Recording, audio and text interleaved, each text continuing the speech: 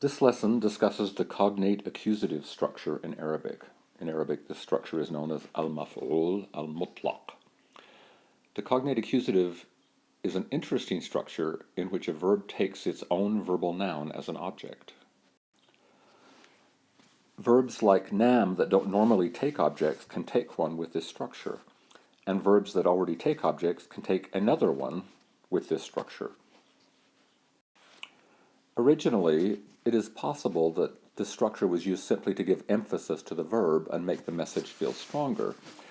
And so in the examples given on this slide, which are relatively unusual but which are possible, we have a sentence like darabahum, he hit them, darban, a hitting, and kana yuhibbuha, he loved her, hubban, a loving, and nimtu fi sariri, I slept in my bed, nauman. And the idea of these sentences with just a plain cognate accusative structure with nothing added is that it emphasizes the verb. So instead of meaning he hit them, it means he really hit them hard, and he really loved her a lot, and I really had a good sleep in my bed last night. So darabahum darban, kana yuhibbuha hubban, nimtu fi sariri nauman. However, this simple usage is not the most common way that this construction is now used. Rather, the verbal noun is used as a holder that allows other elements to be added to the sentence that otherwise would be difficult to add. The most common of these other elements is an adjective. For example, Arabic is a relatively adverb-poor language, but since the verbal noun represents the verb, but is also at the same time a noun, an adjective can be added to it, and this has the effect of changing the meaning of that adjective into an adverb.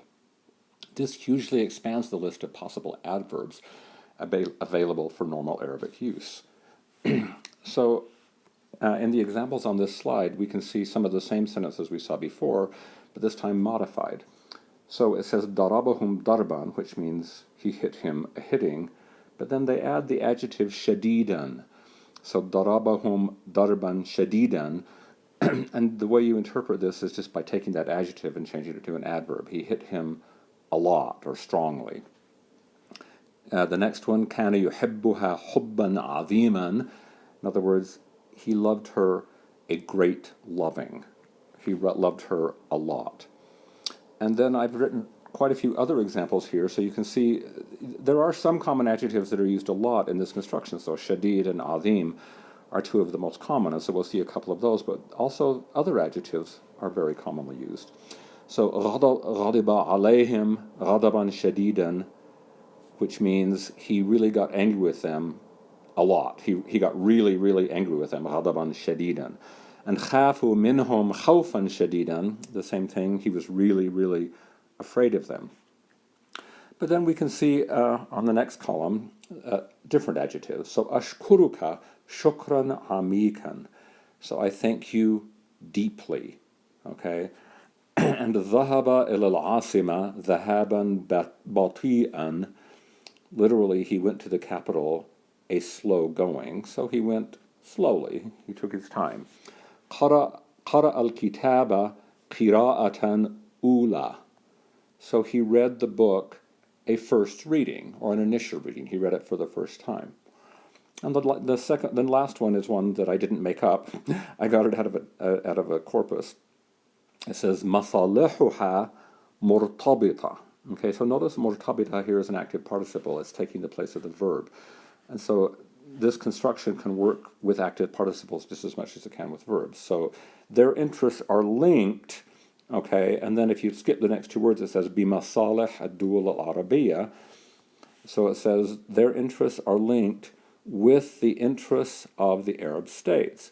But then we've added this cognate accusative, irtibatan wathiqan. So their interests are tightly linked. Wathiq means, a tight tie or something. So masalihuha murtabita irtibatan wathiqan bimasalih ad-dul al-arabiyya. None of the other possibilities are quite as common as the adjectives are, but you do see them still relatively common.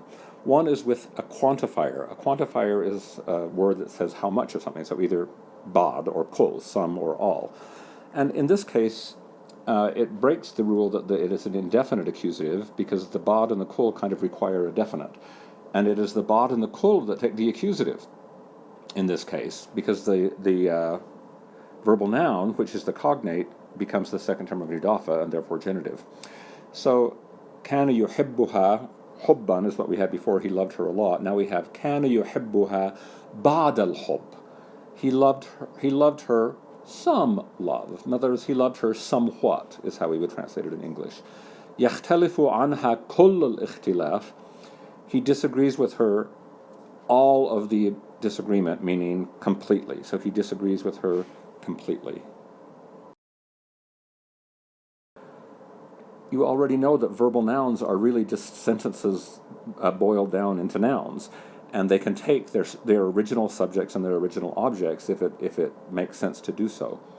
And so that's another thing you can do with this construction. You can make the verbal noun the first term of an idafa and modify it with a second term which ends up being the subject or the object or both of that verbal noun, which gives more nuanced meaning. And so here we have kana yuhibbuha, he loved her, but it says hubb al-ab li awladihi. So we can see the second term of the idafa is ab, that functions as the subject of love, and li awladihi functions as the object of love. And so he loved her the love of a father for his children, or we might say he loved her like a father loves his children. So it's modifying in a very kind of detailed and sophisticated way the way that he loved her.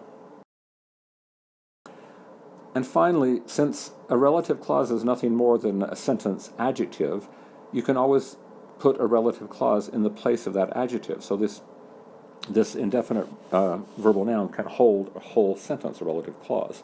And so the example I give here is nartabitu bihim, meaning we're linked with them, irtibatan, a linking, and then you have to say which is the invisible alevi, yaj'al sadaqatana qawiyya, which makes our friendship strong. So we're linked with them in a way that makes our friendship strong. Notice that the whole construction has to be understood or translated as an adverbial, some kind of adverbial.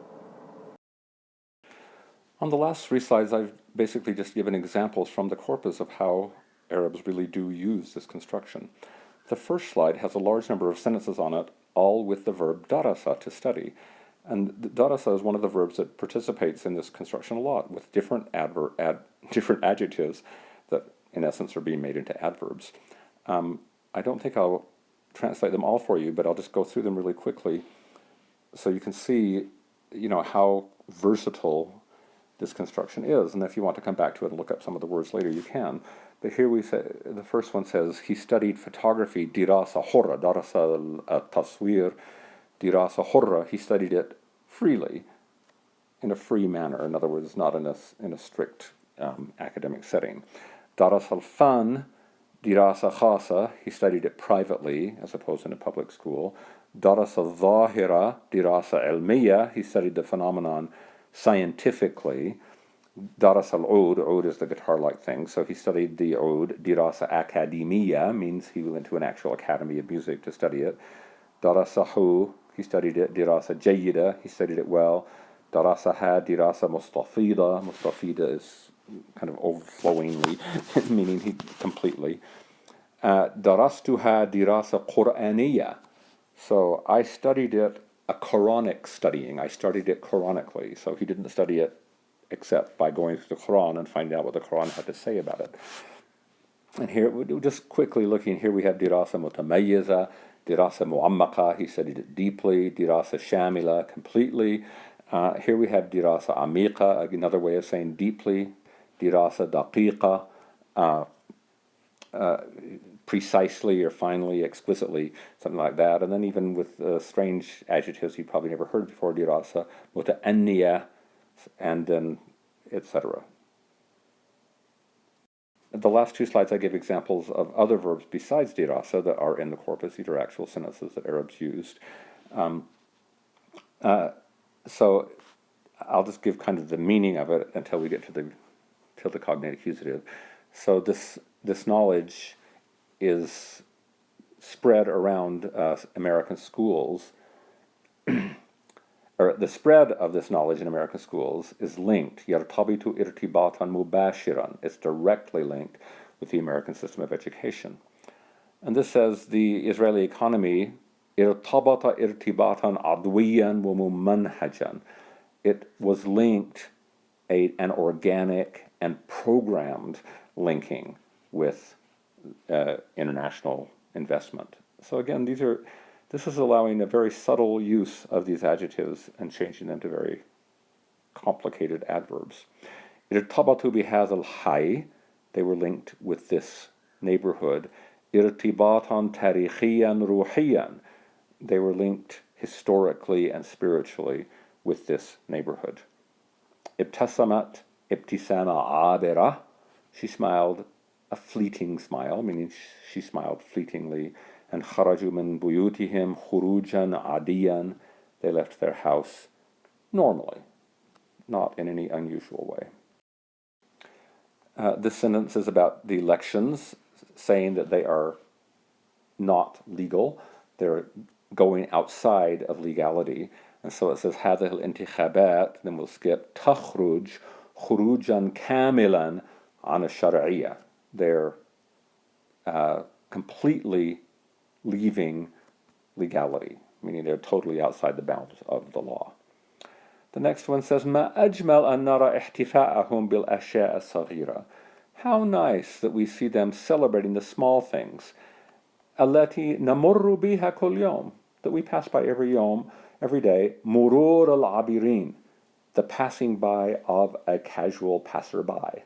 So murur al-abirin is that more unusual construction where the verbal noun is the first term of idafa, and the subject of that verbal noun is the second term of idafa, but you get this very nice image that we pass by things, we don't really notice them, and they're celebrating those things.